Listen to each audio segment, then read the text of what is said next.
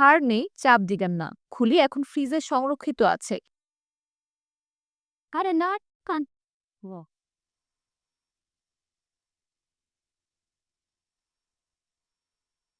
চট্টগ্রাম বিশ্ববিদ্যালয়ের শিক্ষার্থী ও স্থানীয়দের সঙ্গে দফায় দফায় সংঘর্ষে গুরুতর আহত হন সমাজতত্ত্ব বিভাগে ২০২০-২১ শিক্ষাবর্ষ শিক্ষার্থী মোহাম্মদ মামুন। তার ব্রেন হ্যাম্পার হওয়ায় অপারেশন করা হয়েছে। অপারেশনের পর ক্যাবিনে স্থানান্তর করা হলেও মামুনের মাথায় ব্যান্ডেজে লেখা হাড় নেই, চাপ দিবেন না।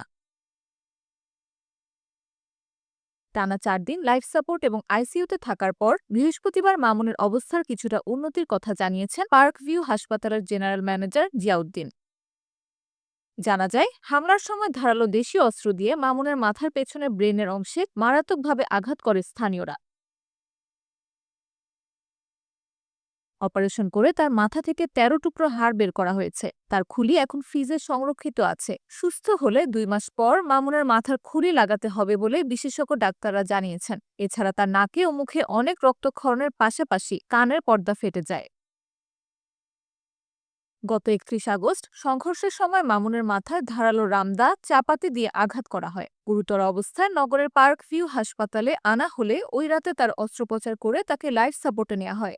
এরপর অবস্থার কিছুটা উন্নতি হলে আইসিইউতে পাঠানো হয়। পরে তার শারীরিক অবস্থার উন্নতি দেখে বুধবার হাসপাতালের ক্যাবিনে স্থানান্তর করা হয়। এদিকে ফেসবুকে ছড়িয়ে পড়া একটি ছবিতে দেখা যায় আহত মামুনের মাথার ব্যান্ডেজে লেখা হাড় নেই, চাপ দিবেন না। মাথার অংশে খুলি না থাকায় কোনো চাপ না ফেলতে সতর্কতাবশত এটি লেখা হয়েছে।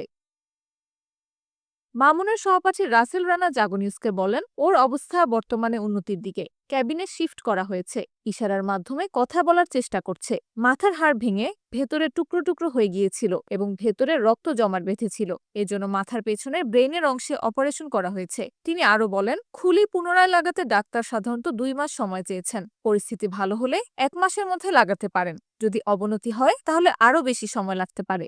তবে বর্তমানে সে শঙ্কামুক্ত।